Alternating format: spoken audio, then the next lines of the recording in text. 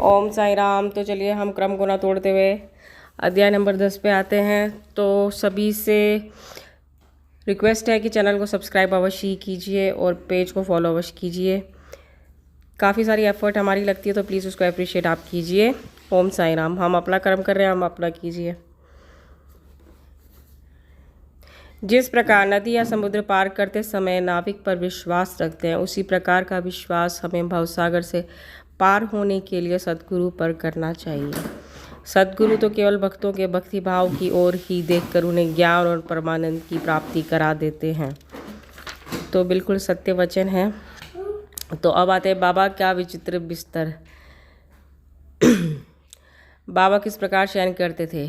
श्री नाना साहेब डेंगले एक 4 हाथ लंबा और एक हथेली चौड़ा लकड़ी का तख्ता श्री साईं बाबा के शयन हेतु लाए। तख्ता कहीं नीचे रख कर उस पर सोते। ऐसा न कर बाबा ने पुरानी चिंदियों से बल्ली से उसे झूले के समान बांधकर उस पर शयन करना प्रारंभ कर दिया। तो ये कैसे हुआ, ये तो लोग भी देख देख के बड़े आश्चर्य करते थे कि ये चिंदिया जो है इसी का भार नहीं संभाल सकती तो फिर बाबा का कैसे संभाल लेती है। तो कभी किसी के समझ में नहीं आया कि आखिर ये टूटती क्यों नहीं है। ब्रह्म का सगुण अवतार। बाह्य दृष्टि से श्री साईं बाबा 3.5 हाथ लंबे एक सामान्य पुरुष थे, फिर भी प्रत्येक के हृदय में वे विराजमान थे। अंदर से वे आसक्ति रहित और स्थिर थे, परंतु बाहर से जन कल्याण के लिए सदैव चिंतित रहते थे।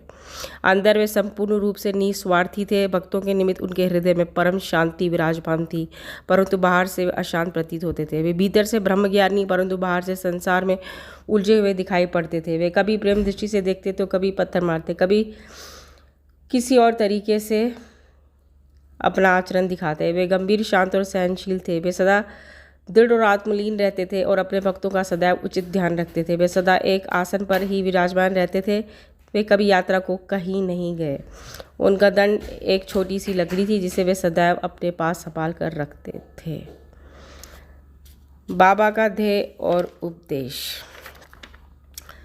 तो लोगों के बीच में जितनी वैमानिकता उनको मिटाने के लिए ही श्री साईं बाबा का जो है धरती पे अवतरण हुआ था।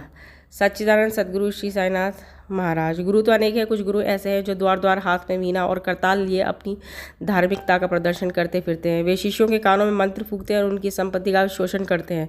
वे ईश्वर भक्ति तथा धार्मिकता का केवल ढोंग ही रचते हैं। वे वस्तुतः अपवित्र और अधार्मिक होते हैं। श्री साईं बाबा ने धार्मिक निष्ठा प्रदर्शित करने का विचार भी कभी मन में नहीं किया। दैहिक बुद्धि उन्हें किंचित मात्र भी छू न गई थी, परंतु उनमें भक्तों के लिए असीम प्रेम था। गुरु 2 प्रकार के होते हैं, नियत और अनियत।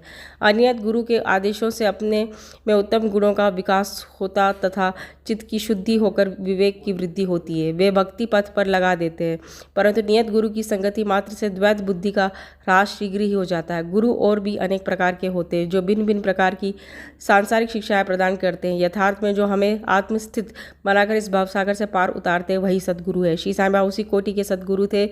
उनकी महानता अवर्णनीय है। जो भक्त बाबा के दर्शनार्थ आते हैं उनके प्रश्न करने के पूर्व ही बाबा उनके समस्त जीवन की